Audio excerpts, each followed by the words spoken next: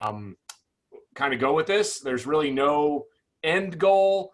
The goal here is to try and help fill in some loose ends, help you to understand different components, or in this case, maybe just start the foundation of what it is to make wine. And so I thought this Sauvignon Blanc was a really great example of some ways that we produce wine. And since the majority of the wines that we brought in so far are whites, so I kind of want to do that. And the other thing that's just freaking great is that my whole career, for 10 years, I've spent a tremendous amount of time spitting out wine with all of my students. I figure I've spit out 2,000 bottles of wine with my students. 2,000 bottles I've spit down the drain since the start of my career here. And it is so lovely to be able to have a glass of wine with y'all. And we can all do that from the safety of our home, except for you under 21-year-olds. Don't you damn well be drinking in my class. And if you do, I don't want to know about it. I don't know. But other than that, so the idea here is to just kind of enjoy ourselves and just kind of enjoy a glass of wine and kind of talk about it. So I think maybe we should start with focusing on this Sauvignon Blanc in particular. So what I want to do is in the chat, or feel free to just shout out, smell it and tell me if there's anything in here in particular that you smell in it. And I'd love to hear your responses. I smell peaches. Cat pee. And especially the aftertaste. I don't know if you can hear me or not. I definitely smell it, to have a peach aftertaste. Yeah, we can hear you there. I think it's got that white peach, like underripe kind of sour peach thing going. It tastes good though. Oh yeah. I think it's delicious. And we had a cat pee from Brooke in the comments as well. Yeah. And I get a lot of breakfast juice, you know, passion fruit, guava, that type of thing. Jalapeno. Yeah. So I can kind of break down a few of these aromatic compounds that we smell in this. So a lot of the sort of peachy banana stuff, that's more in what we would call esters. And those are things that yeast produce that are pretty short-lived. And they're kind of what I would call the higher tone aromatics. And yeast, I'll make that. We can trap them in the wine for a little while, but they're not going to hang around for a long period of time. The cat pee, which also can kind of go in with like boxwood and some of the passion fruit type aromas, all of those fall in under some compounds that are known as thiols. And thiols are sulfur-based aromatics. So in wine, I'm going to just kind of drop a crazy list of things for you. But in wine, we have sulfates, sulfites, and sulfides. Sulfates, sulfites, and sulfides. There's lots of sulfur compounds in wine. Sulfur is a really major contributor to lots of aromatics in wine. And some of the aromatics in wine that are sulfur-based can be this passion fruit and guava. Well, there's a bunch of other ones that can smell really bad. Many of them you're very familiar with, mainly on a personal level. If you've eaten a whole bunch of beans or cabbage and eggs, maybe beans, cabbage, and eggs, maybe some protein shake powder all together, you kind of combine that and you'll make a lot of sulfur compounds yourself. Your kids or your family members may throw you out of the house for producing those aromatics. And wine can also make those, and they smell terrible. But there's also some really lovely ones that show up in wine. But those sulfur-based compounds, they all come from nitrogen that naturally occurs in the grape. And then the yeast take that nitrogen, they eat it, and they cleave these aromatic compounds off. The downside to these aromatic compounds is they're easily oxidized. They're easily burned. They're easily knocked off. They're easily taken out of the equation. So with this Sauvignon Blanc in particular, we work really hard to protect those sulfur-based aromas. So in this wine in particular, we add a lot of carbon dioxide to the press while we're pressing. We add some ascorbic acid, vitamin C, because that's a powerful antioxidant. We add a lot of things to the wine to keep it from oxidizing. We're very aggressive about keeping oxygen off the juice while we're producing it. Very aggressive, almost to a level of psychosis. And in that process, we're able to retain those aromatic compounds. And then we conduct a fermentation in such a way that we utilize yeast that will liberate these aromas. They'll eat the stuff, chew it up, and then spit these aromatic compounds out. So this is a very intentional way of making Sauvignon Blanc. And if you smell a lot of Washington Sauvignon Blancs, you can see that we haven't come very far in Washington from protecting these aromatics, because most Washington Sauvignon Blancs are a little bit less pungent, if you will. And a lot of that just has to do with protection of these thiol compounds. And so we've tried to do this a lot. And where I learned how to do this is in New Zealand. So if you drink a lot of New Zealand Sauvignon Blanc, you might notice that this sort of tilts a little bit more in that New Zealand Sauvignon Blanc direction rather than what you might typically find out of Washington or California. And that's just the way that they've taken on winemaking there. So that's where these aromatic compounds come from. They come from the fruit. We manage the vineyard in such a way we try to enhance them. And then we also try to protect them when we process the fruit. So that's where that cat pea, boxwood, passion fruit stuff comes from. And we're trying really aggressively to hold on to those. So that's where you get that aromatic compound in these wines. And that's kind of what differentiates Sauvignon Blanc. The other things that show up in Sauvignon Blanc are also things that'll show up in Cabernet Sauvignon. Cabernet Sauvignon is a crossing. It's a hybrid. It's the baby of Sauvignon Blanc and Cabernet Franc. So the Cabernet Franc in the vineyard and Sauvignon Blanc got together, had a baby, and Cabernet Sauvignon is the child of Sauvignon Blanc and Cabernet Franc. And so in Cabernet Sauvignon, we also real frequently hear about people talking about like green notes, bell pepper, jalapeno, all those things. Well, those are kind of born out from the Sauvignon Blanc piece. And those are compounds called methoxypyrazines. And methoxypyrazines are produced in response to sunlight, and they're degraded in response to sunlight.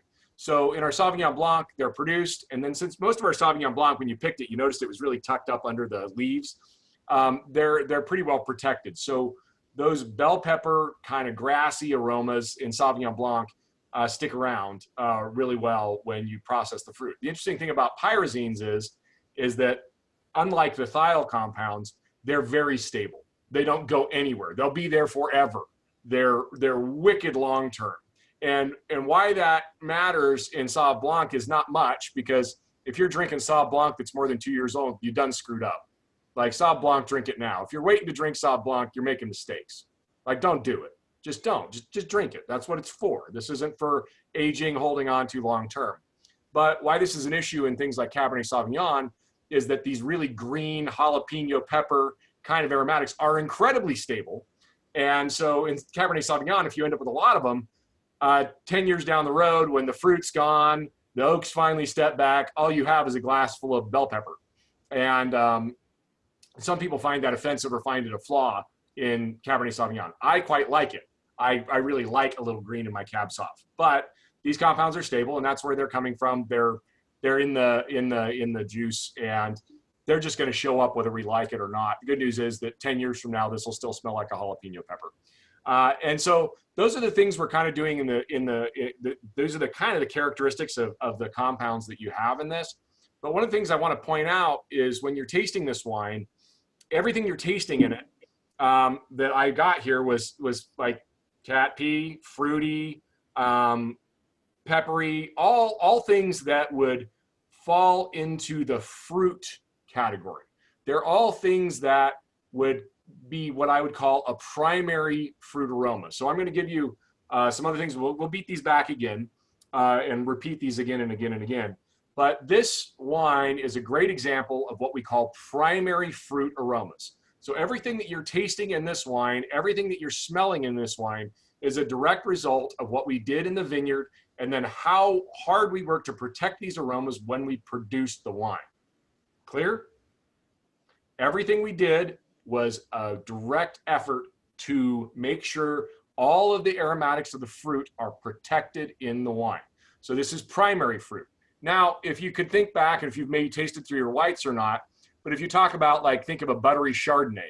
So you think of a buttery Chardonnay that's oaky. So it's kind of caramely, it's vanilla, it's got butter. All those things don't exist in fruit. Those things exist in the barrel. and they exist from, you know, the lees and other stuff that happen. So in wines like Chardonnay, where you've got other aromas that don't smell like fruit, we call those secondary aromas. And those are aromas that come from the winemaking process, from aging and other things. Those are what we call secondary aromas that we put there as winemakers, and we choose them, whether we use barrels, whether we stir yeast lees, whether we do malolactic, a second fermentation, which we'll talk about that a little bit more as well. So those are all secondary aromas that are removed from the vineyard. So we're trying to craft a wine. And then on the other end, I'm going to introduce you to another concept, which is called tertiary aromas, which this wine has none of. And these are characteristics that come from aging. So these are wines that start to turn yellow, get a little bit more of a bruised apple characteristic to them, things like that. Those are things that come through aging. So this wine is none of those. So we're going to stay really singular on this. This is all primary fruit aroma, and we worked really, really hard to hold on to that primary fruit aroma. Another thing I would say about this wine is it's medium plus acid. The acidity is quite high. It's quite vibrant. It's quite crisp. This isn't a low acid wine. There's lots of acidity here. When you taste it, when I taste it, my mouth waters. It's a little bit sour to me. It's on the edge of what I would call high acid for my palate. And this is very what I would call in vogue in terms of stylistic. Moderately high acid, very fruit driven, really polished wine. This is kind of the you know, more modern stylized version of white wine. And so that's kind of what you're tasting here in a nutshell. And so this is from our vineyard. This is what you just picked a couple of days ago. And hopefully we do an okay job of it. We screwed our Sauvignon Blanc up pretty good that we picked the other day by running the distimmer the wrong direction. So hopefully the 2020 comes out half as good as the 2019. But it's pretty polished, this wine. This is the best Sauvignon Blanc I feel that we've ever made at College Cellars. And so that's kind of where we're at with it. That was a big blast of info. So now it's time for some clarification questions. So what else would you like to know about that?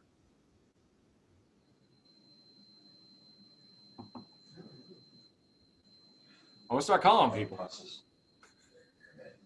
Secondary fragrances. When did Where's the whole cat pee thing come from? What's up with that? Those are, you know, it depends on who you are. So maybe it's because I have cats, but these are the sulfide compounds. For me, it falls more into a passion fruit type aroma and more towards boxwood and passion fruit. But I can see maybe it's because I have cats that I don't pick up the cat pee so much. But that all falls into that same set of aromatic compounds. It's just that the thing is that's really interesting about humans is that we all perceive things differently. And I think that's one of the things that's really, you know, I suppose infuriating to me about, you know, general societal ills is that we don't realize that other people see and hear and sense things differently than we do. And that takes a lot of human self-awareness to realize that other people perceive things very differently than you do. And they perceive things differently, not only from a physical sense that you smell things differently, that we all have different ranges for ability to smell and sense and taste things. But we also have a whole different set of backgrounds that we all come from. We're raised differently. We come from different areas, whether it be cities or different countries, other things like that. We all have different ability to perceive things. So cat pee might be important to somebody that grew up in a rental house that had cats in it before they moved in. It might not be something that offends me so much because I've had cats for the last 20 years. And so that means I'm infected with whatever the parasite is that makes you love cats that they secretly have. I forget what it's called. It's like a microphage or something like that. But yeah, they make you, you know, infect your brain so you love them. So maybe I don't smell cat pee so well. But we all experience things differently. And so that's also something to recognize and be really aware of in your class. And also take this on board for you that there's no wrong answer, okay? When you sense something and you smell something, that's okay for you to speak that out because that's what you smell. And just because somebody else doesn't, that's not wrong. It's okay. It's okay for you to sense and smell things so differently. So realize this is a judgment-free zone. And the other thing I'm going to tell you too is I love first-year students. And the reason I love you is because you haven't been trained in the art of bullshit yet. We're going to train you in the art of bullshit and how to speak all of the terms that you need to speak and say so that you can sound polished when you're drinking wine. But when you're a first year, you may not be trained yet, so you'll just say whatever you want. So you know how they say kids say the damnedest things? So do first years. And I love it because you'll introduce a new vernacular, some new thing to my vernacular that I've never heard of. Oh, go Mac on the tie-dye, woohoo. Is that you'll introduce a whole new vernacular to me that I've never heard before through your experience. So yeah, go ahead and say cat pee. And if it smells like, my favorite descriptor of a wine ever was it smells like a urinal, bottom of a urinal in Fenway Park. And my immediate question was, how do you know what the bottom of a urinal in Fenway Park smells like? I need to know the story behind that. But so it wasn't a wine we made, fortunately. So that's where the cat pee comes from. It's just that nature of the beast of making, protecting these sulfide compounds. You get cat pee. To some persons, cat pee. To other people, it's guava or passion fruit. So Tim, was the 25% in the barrel, was that planned, or was that just kind of, hey, let's try it? No, that was planned. We talked about building a little bit of texture into this wine and putting a little bit of it into barrel. And we had enough in the 2019 vintage to be able to do a barrel fermentation along with a tank fermentation. Our crop has been very light this year, so we're only going to be able to do tank. So no, that was very intentional.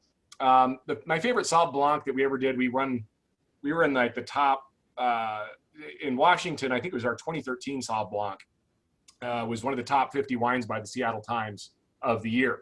And to get a white wine in that list, there was only 3 whites in the list. It was all red wine. And I was particularly impressed with that. And that was the year that I got convinced to barrel ferment 1 barrel of Sauv Blanc. So whenever we get a chance to throw a little texture in there from that barrel, we do that. This year we were unfortunately not able to do that. The barrel that we did use on this was actually not an oak barrel. It was an acacia barrel. And it's a really old barrel. It's about 10 years old. Oh, Malachi's here. Hi, Malachi. I hope I haven't left waiting too long. So it was an old acacia barrel. I wouldn't expect much oak to have come from it, but when you ferment in a barrel, it's a totally different environment than fermenting in a tank. And fermenting in a tank is really tough from a yeast perspective. Yeast don't like metal because it's slippery. And so yeast don't, I know this is going to sound crazy. I know it's going out on a limb, but yeast don't have little arms and legs, and they can't swim very well. They're not very good at it. They're just little single-celled organisms. And so because of that, they sink and they get stuck on the bottom of the tank. And if you're a yeast who's trying to get all the sugar that's on the top of the tank, the little yeast can't jump. They're not good at it. Little yeast can't jump. They just aren't good. So either you have to stir the tank to get them up into it, or you can provide an environment for them that's more hospitable to them. And barrels, from a fermentation standpoint, are far more hospitable, meaning that barrels are curved and they're porous. So you've got little box seats for all the yeast to sit on and access the juice. So from a fermentation kinetics standpoint, barrels are a far superior place to ferment than a stainless steel tank. Stainless tanks are not easy to ferment in. So if you like yeast, help them ferment in a barrel. The downside to barrels is you never can perfectly clean them. So there may be some other characters hanging out in the back of the wood that aren't so savory that might come into the wine. And that's the bigger challenge with barrels is, just keeping them clean. Whereas stainless, it's pretty easy to eradicate any bad actors. So that's the upside to stainless. But that's why a lot of people have moved to amphora and concrete fermenters, is they don't want the flavor of the wood, but they want that same advantage of putting the yeast up and around, so it's a better environment to ferment in. And so that helps the ferments a little bit. So there's an upside. But the primary reason we did the barrel here was intentional. It was what the students wanted to do. I wanted to do it this year, but we just didn't have enough wine. So just the way it worked out. And so sometimes in winemaking, you get to do what you want, and sometimes you have to do what you got to do. Right.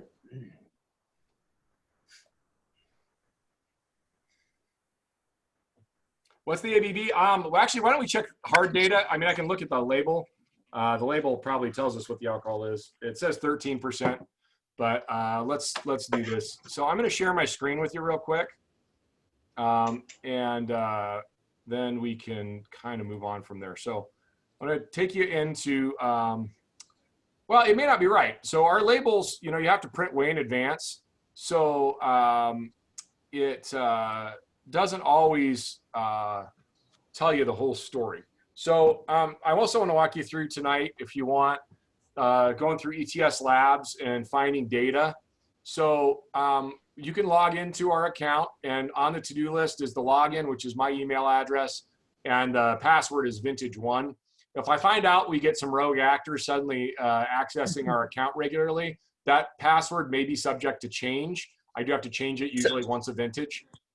Because somehow the password got removed from the to-do list. You may need to put it in there again. Oh. Yeah, I don't see Did I delete any it? of our info in the It got the deleted. margin there where it used to be. Can you type it into the chat for students as well? Yeah, that way you can join me. I'm profoundly lazy, and I have it saved in browser as a password, so that it automatically logs in. I have my own I have account. to stop my share to do that. So our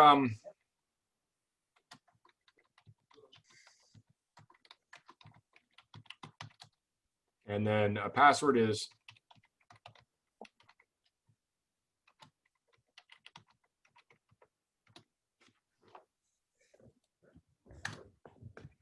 and the that's the username and the password. Chat. Get to chat. Boom. And I'll update that on the to list. So let me share the screen again. All right. Can you see the ETS lab screen? Yes. Somebody nod. Just give me a Trig, see ETS that we're out. Okay, good. So yes, and that is anisole. That is a compound, but that was the last thing I searched for. So in this case, we want to do 19. And we can add ethanol to this. And so, yeah, 19 Sauv Blanc, right at our bottling numbers, was 13.35% alcohol. Here. So I can ask whatever I want. So here's our Sauvignon Blanc. And looking at the numbers here, our titratable acidity at 6.4 grams a liter is moderate. And then you can see that there's a little bit of sugar here, about 4 grams a liter. So that means there's 4 grams of sugar in 1 liter. So that means there's about 3 grams in the whole bottle, which isn't much. So most of you, when you tasted this wine, you probably didn't go, hey, that wine tastes sweet. I bet you most of you probably didn't notice that it was sweet at all. Would have thought it was dry, if anything. And sugar is a really unique, neat tool. And the sugar that is in here was from grape juice. It's so for those that were around yesterday when we were pasteurizing Muscat, this is just juice that we added back to a tiny amount, so that what that sugar does is it shaves off that perception of higher acid, and it also gives you just a little bit more richness and mouthfeel. And sugar is really good like that. And most, a lot of commercial wines, many of them aren't dry. There is a little bit of sugar there, and that just gives you that sense of sweetness. Now, to give you an idea how little this is compared to, I don't know, a Mountain Dew. A Mountain Dew has 43 grams in 1 can. So there's 3 cans in a liter. So that's 120 grams per liter. So you would have to drink about 3 cases of this Sauvignon Blanc to drink a Mountain Dew. So it's not a whole lot of sugar. And so, it's not like this is percentage, it's just a tiny amount, but it does give you that ability to round out the mouthfeel. And then pH on this, I'm just going to start you seeing pH numbers. A pH of 3.37 is textbook. The dream for what I've been preached to for Sauvignon Blanc my entire life is a pH of 3.35. And if you can get a pH of anywhere near what you were hoping for, that's somewhat of a miracle. So this is a really nice number. This is right where we want to be. So if you wanted to do a textbook Sauvignon Blanc, 13% alcohol, 6 and some change grams a liter of acid with a little bit of, with a nice low pH, this is textbook. Total SO2 is another line you can see there. This total number is under 100 parts total, which is within all of the sustainable winemaking guides. So really, this is as lasered in textbook as you get for a Sauvignon Blanc. And that's kind of fun when you actually nail it. So I'm going to close this out. And so this is where you would go looking for numbers. So let's look at 20.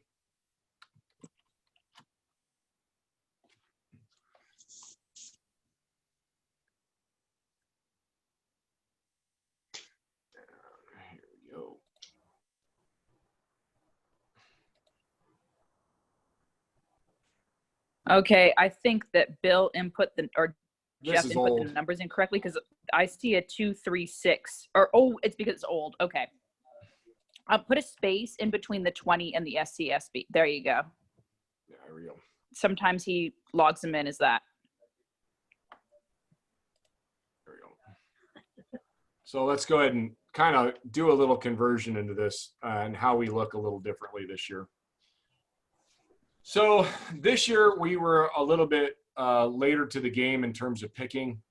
So if we take a look at our report here and look at our sugar here, if we were to ferment this wine dry, the one that we picked this year, we'd end up at 15% alcohol.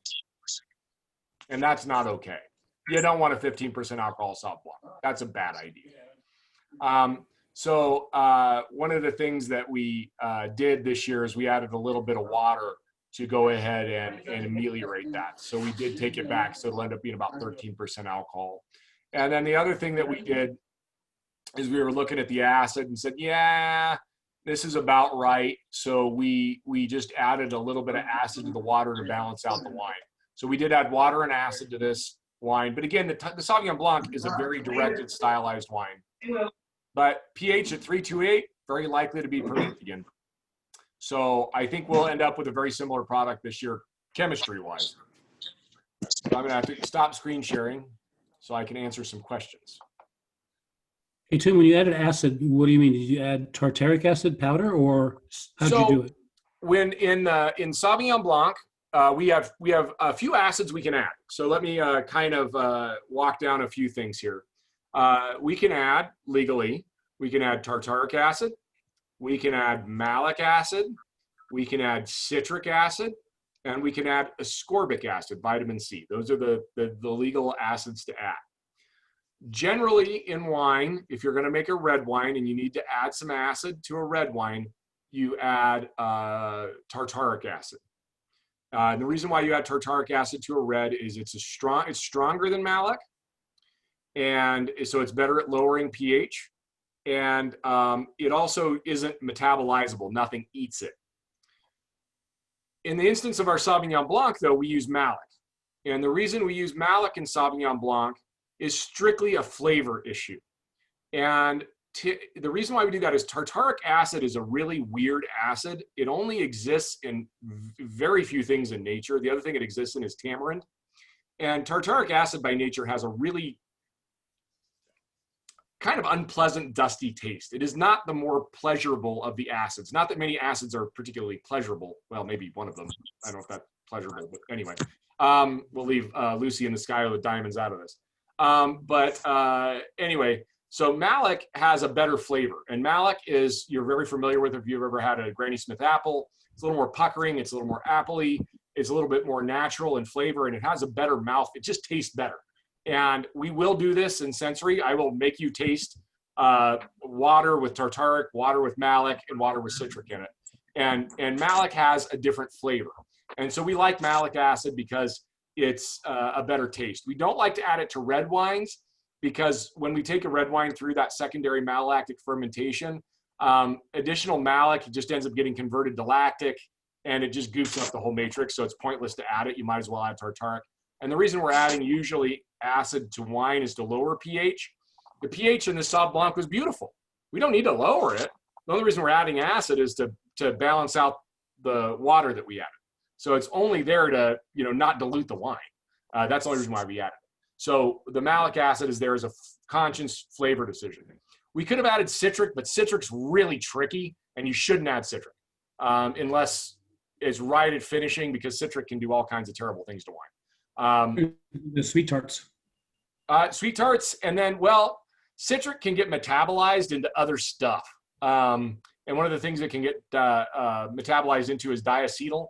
And diacetyl is what makes Chardonnay buttery. You know, that smell of buttered popcorn. And so if you want to make a buttery Chardonnay, add citric. But I don't want a buttery Sauvignon Blanc. So if we had an accidental mallow go off in our Sauv Blanc, we'd end up with a buttery Sauv Blanc, and that'd just be weird.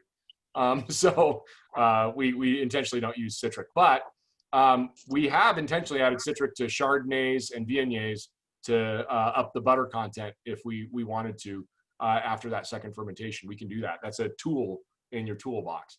But we use just malic in this particular instance. Somebody asked me about using rice hulls in the press. So another thing that's really fun about rice hulls, it's really fun to walk up somebody that's being a jerk and call them a rice hull, because it's just the right cadence and it'll catch them off guard. Stupid rice hull. But the reason why we add it is that rice hulls are a pressing aid. And they're used very commonly in brewing to separate the wort from the beer. So rice hulls, what they are is you throw them in the press, and they help make room between the grape skins, and you get better juice yield. So rice hulls are useful for increasing your press yield.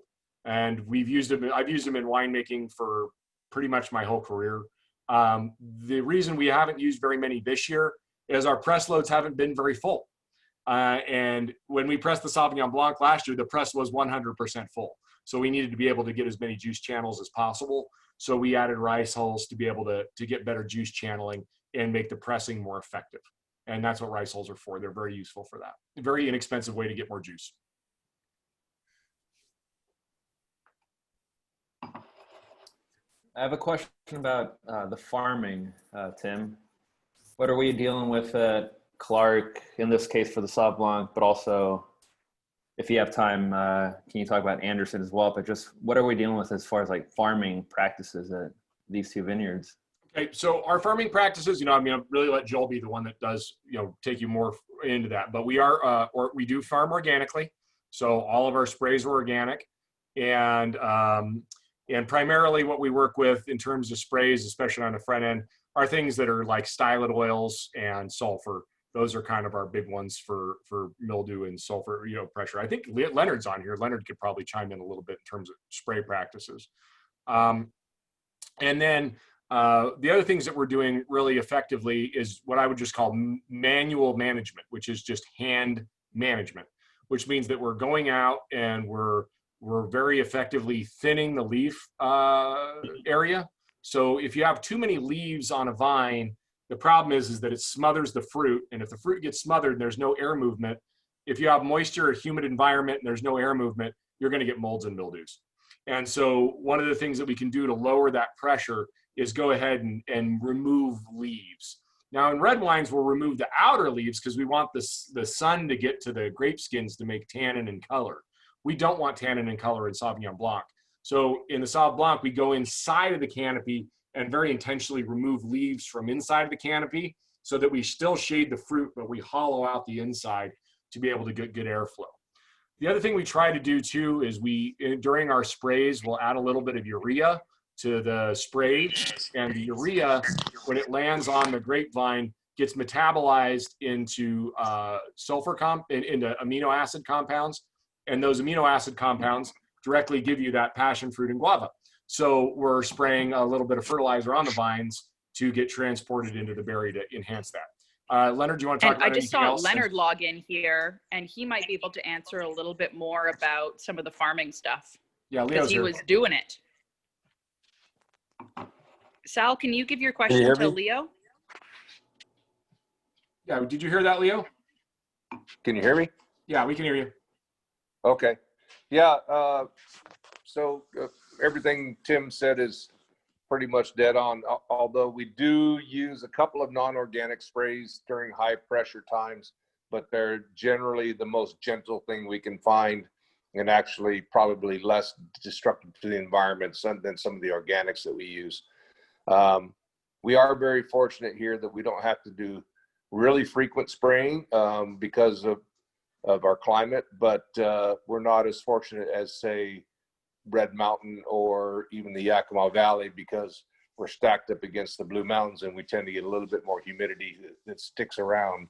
So we watch the humidity very closely, we watch the temperatures very closely, and we time our sprays accordingly.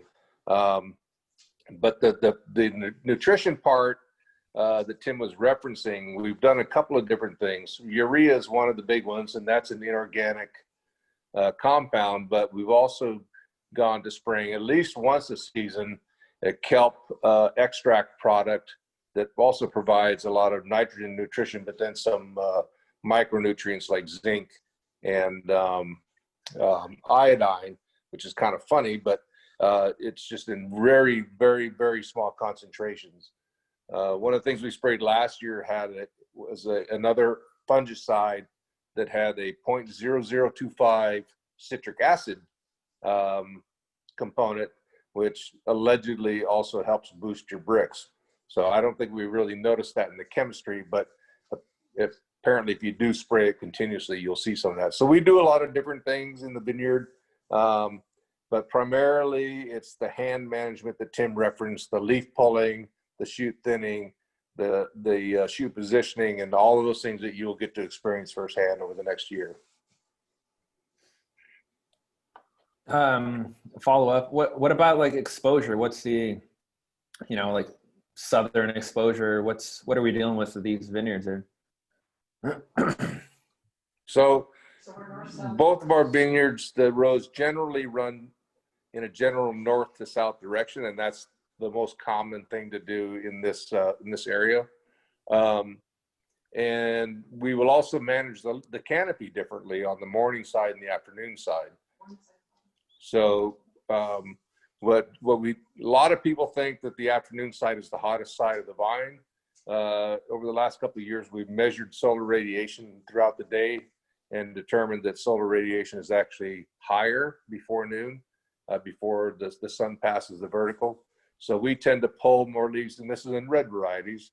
We tend to pull more leaves on the morning side to expose the fruit and other way around. Leave the shade on the morning side, pull leaves on the afternoon side. And we still pull leaves on both sides, but we pull a little bit more on the afternoon side to expose the fruit and degrade those methoxypyrazines.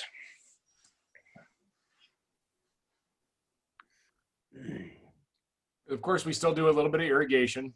We don't have to irrigate a whole lot here compared to other regions because we do get fairly decent rainfall. So we don't tend to irrigate usually till late July or, maybe even early August sometimes. So we don't use a tremendous amount of water. As you move a little closer to the foothills, a little further up, there's a number of vineyards that don't water at all. So this is one of the few places in Washington that you can dry grow.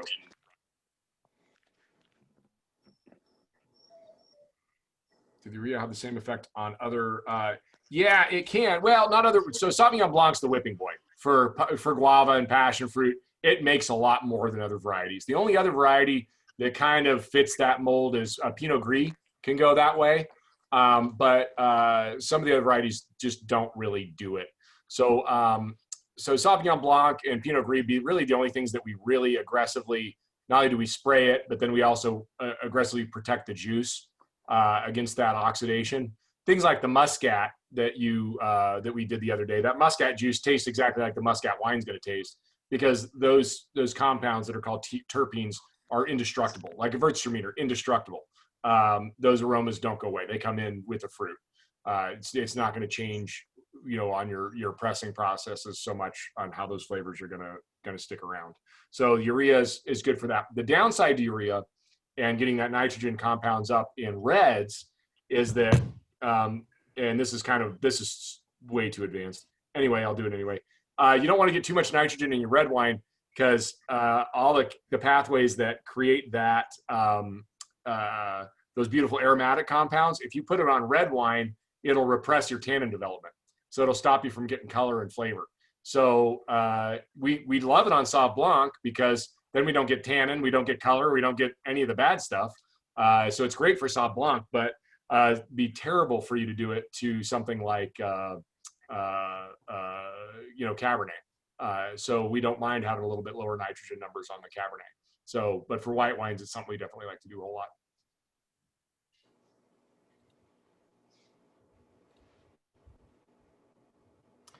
lot. These are awesome questions. I'm happy to listen. And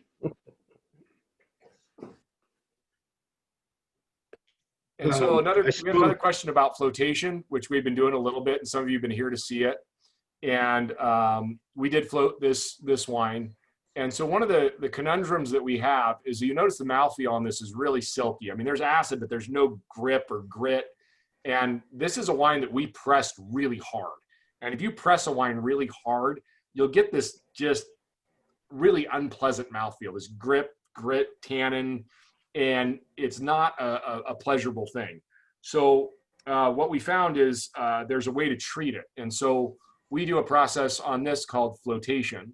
And so the way you typically make a white wine is you would just press it into a tank, let it settle, and then you'd rack the juice off and make wine out of it. But in that settling process, you have to refrigerate the juice, which takes a lot of energy because refrigerating anything is expensive. And especially because you're doing it while it's warm out, 80, 90 degrees out, and you're trying to chill a tank down to 30 something. That's a huge energy sink. And then you've got to hold it there for 2-3 days while all that settling happens. And then after you get that juice off again and you want to go ferment it, you've got to warm up the juice again. So then you're going to have another energy sink warming it up to get it warm enough to ferment. So not only you have an energy cost bringing the temperature down, you have an energy cost warming it up. And so this is a really expensive proposition to do it what I would call the more sort of traditional industrial way. Well, a fairly, not new, but is really gaining popularity is a process called flotation. And so what we do is we take the juice right after we press it, basically at room temperature, and we add a little bit of what's called pectinase to the wine or the juice, and pectinase breaks down pectin. And you're all very familiar with pectin. The reason you're all familiar with pectin is you all had jam or jelly. And so when you make jelly or jam, you add pectin to the grape juice, and the pectin is what makes it solidify. Well, if you have something that breaks down pectin, it's called pectinase. So enzymes work that way. If you have something that broke me down, it'd be called timase. If you had something that ate Sabrina, we call it Sabrinaase, or we'd have Leonardase. And in this case, we have something that breaks down pectin. So we add it to the juice, and it does the opposite of making jelly. It thins the juice. So the juice gets thin. And then what we do is we add some fining agents. So we'll add some things to the juice that will go in and grab those nasty, gritty, tanniny, gross things and bind them up. And then we add little tiny bubbles of nitrogen, and all the junk floats to the top of the tank. So you just get this, whoop, everything goes to the top. And then all the clean juice is on the bottom. And then we just rack it off. And this process takes about 4 to 5 hours instead of 48 to maybe 72 to even more hours for traditional settling. So the things that this helps with is, number one, it's faster. And if you make wine in a production wine environment, your tanks are liquid, they're gold. And having a tank locked up for 2 or 3 days costs you a huge amount of money. And we don't want that. We want things to be able to go more quickly. That's the economic reason. But then there's the other reason. The secondary reason that you want to do this is it's environmentally a lot more sound, because you're not having to refrigerate. You're not having to have this huge energy sink to chill something down and heat it back up. And in our tanks, we're tiny. We're a micro little hilarious winery. But when you go work at wineries that are heating and chilling hundreds of thousands of gallons of wine of juice at a time, that energy cost is really significant. So by not having to heat and cool things, we're saving a lot of energy. And so that's super positive. And the other thing is that you're doing it quicker, and you're getting your fermentations happening faster. And all that stuff is beneficial. The longer you have to wait to do anything, the more challenging your outcomes are going to be. So it just helps in so many ways. And then we get to correct any issues. So if we have a tannin issue, we have a mold issue, we have a rot issue, we can correct all that in the juice phase. And why that's important is anything you do to the wine while it's in juice is not going to show up when it's wine. Anything you have to fix once it's wine, you're going to notice. It's going to be so much more destructive to the wine. Finding anything once it's wine is just horrible. If you can do it in the juice phase, you'll never notice it. So that's why we like to correct anything we can as early as possible. So that flotation gives us that extra ability to really polish in style on that respect. So that's why we really like flotation, and we're kind of all in on it. I don't think we'll cold settle a wine again. I don't see it. The only thing I will say that is moderately annoying about flotation, and not just moderately annoying, but annoying, is that what's really nice about cold settling is that when you cold settle a wine, when you get done pressing at the end of the day, you hit chill on the chiller and you go home. When you've still got a float and you're done pressing at 6 o'clock at night, you got 6 hours of work still to go. So you're going to be there until midnight. So for you personally as a winery owner or runner, if it's your own spot, it can add to a very long day. Whereas when you cold settle, it's really nice just to hit the chiller and go home. That's the only thing I will say that I dislike about it is I find myself there a lot later at night than I used to when I just hit the chiller and went home. But we'll use that on most of the whites this year. That's kind of the common thread. No, flotation wouldn't be used in reds because reds are all done on skins. So this is a white wine only thing. No, reds are all, you ferment them on the skins and everything settles and you rack off and you don't have that heating cooling thing because once you're done with primary fermentation, wines are pretty stable. And red wines are, compared to whites, red wines are bulletproof. White wine is so hard to make. I mean, so much harder. That's the one thing you're going to learn in your career here. If there's one thing I can get across to you is that red wine is easy. It's a piece of cake. The fruit, same with orange wine actually, as well. But red wine is just a freaking, is easy. White wine's a nightmare. It's you can't mess up. You make one mistake, it's over. It's making souffle. I mean, you make one mistake making a souffle, it falls flat and you're dead. That's white wine. Red wine's like making Kobe beef. It's easy. Buy $75 pound Kobe beef, sear it, salt and pepper it, eat it, call yourself a great chef. That's making Red Mountain Cabernet. That's easy. Making a great Sauvignon Blanc, that's tricky. And the one quote that you can hold on to, and I'll probably close with this, one quote that you can hold on to for the rest of your career is that if you can make good white wine, you will make good red wine. The reverse is not necessarily true. Because I know a lot of red winemakers that make really bad white because they treat it like red wine, and you can't. They're very different animals. And I would also almost classify Pinot Noir as a white. So Pinot is almost as tricky, and that's why Pinot is so lauded because you don't get that, you don't have that extra 15% alcohol, ton of tannin, lots of oak to save you. Which is what reds do. Whites just don't give you that luxury. You've got to really nail them. Have I ever made white? Yeah, I have. You've made white Pinot Noir. You already helped us pick it. It's in barrel. It's going to be making some beautiful sparkling wine. We'll have Blanc de Noir. You'll be degorging it right as you guys graduate. It'll be awesome. Hey, Tim. There's a guy in town that makes white Cabernet Franc.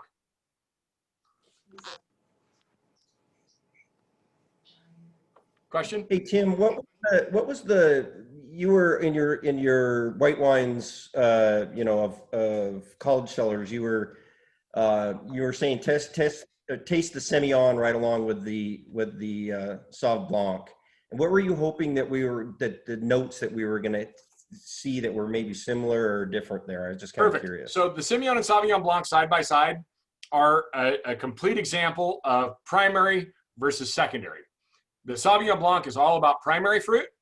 The Semillon doesn't have much primary fruit at all.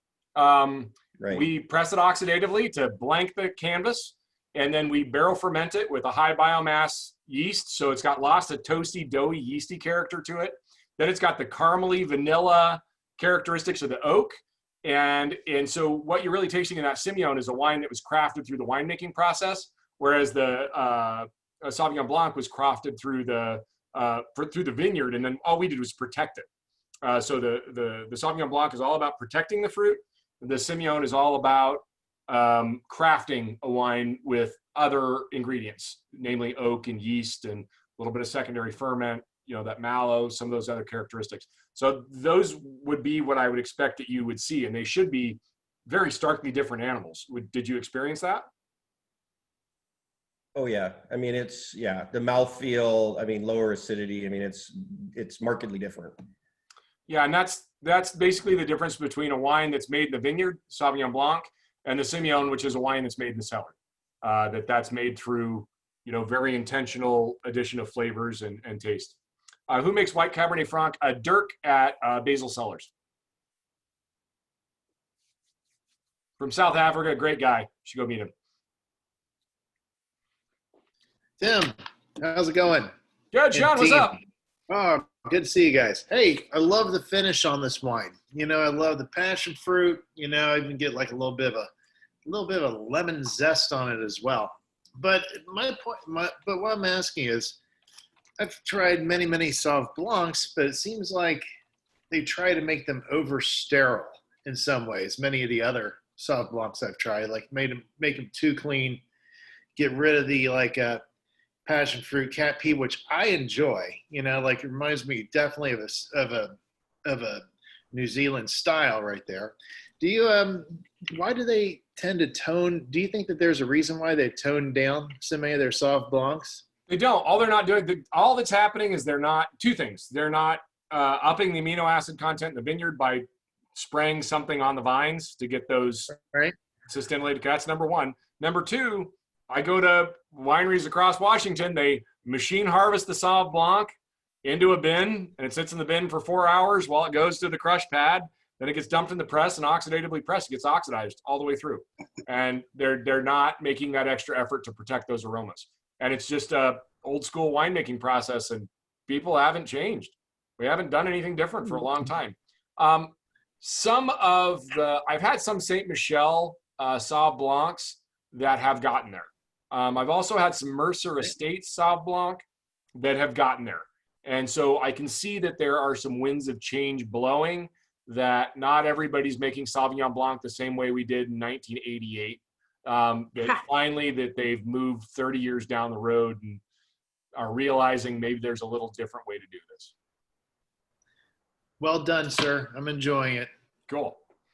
And also that students realize that, everything we're doing is what students tell us to do. That's, next fall, you're going to be telling us how to make this. Cool. So, this will be your wine next year. Actually, you might be making something shortly anyway. We might be pulling some different juices for you to make some whites here in the next few weeks. You might get some Riesling and some Marsanne and Roussanne to goof off with. I've already got some Chardonnay in the fridge. The Rieslings are great. I love our Rieslings. Make sure to grab some of that Cheers Sparkling to take home, because that sparkling Riesling is killer. It's really good. I like bubbles though. I'm a weirdo. But yeah, we do a lot of Riesling. So I'm a Riesling head. I love Riesling. It's probably my favorite white variety to work with. So anyway, we're already way past. We'll do this every Thursday. We'll have fun. No rhyme or reason. Just join in. We'll chat. We'll pick another fun wine next week. And this is, your white wine project. Your groups are going to get a carboy of white juice. I just got to remember to pull them for you. Can we make sparkling with it? No. Sorry. Okay. I would entertain that you could pet nat it, but I'm going to warn you that I'll entertain it, but I'll warn you it's a really bad idea because you don't have enough time to finish it right. It's not that it's not doable, but I guess what I would probably recommend doing is learning to walk before you enter a marathon, because sparkling wine is not just a marathon, it's an Ironman. It is the most complicated wine you can make. And it is, Yeah. if you think white wine's hard, making sparkling wines 10 times harder. And making sparkling wine is really easy. Making good sparkling wine is really hard. But that is advanced level 400. And I didn't start making sparkling wine until I was 20 years into my career. So how about you just make a nice white wine and call it good? Let's start there. The good news is that we are we going to be getting less Riesling? Are we going to be doing an inoculation and bottling on a traditional method maybe in December? Ooh, What do you I think? don't think, Or- I think we'd or be on doing our, any traditional method will be just like we normally do in the spring. Okay. But either way, you will have an opportunity to take part in sparkling wine making with us. It just won't be the first project that you do. And if you're excited about it, you're going to be welcomed into taking part in the entire process. Yeah, and we might, for fun, we might just take a couple bottles of Muscat when it gets down to 0 bricks and pop it in a bottle. Yeah, exactly. A low risk situation. Worst comes to worst, we make some weird Muscat. Yeah, we'll make something goofy for you to shoot at your friends at Christmas. nice. All right. Cheers, everybody. Have a wonderful Bye. evening. Great to Thank see all your you. faces. It's wonderful. Cheers. Thank you. You guys have fun. Thank you. Cheers.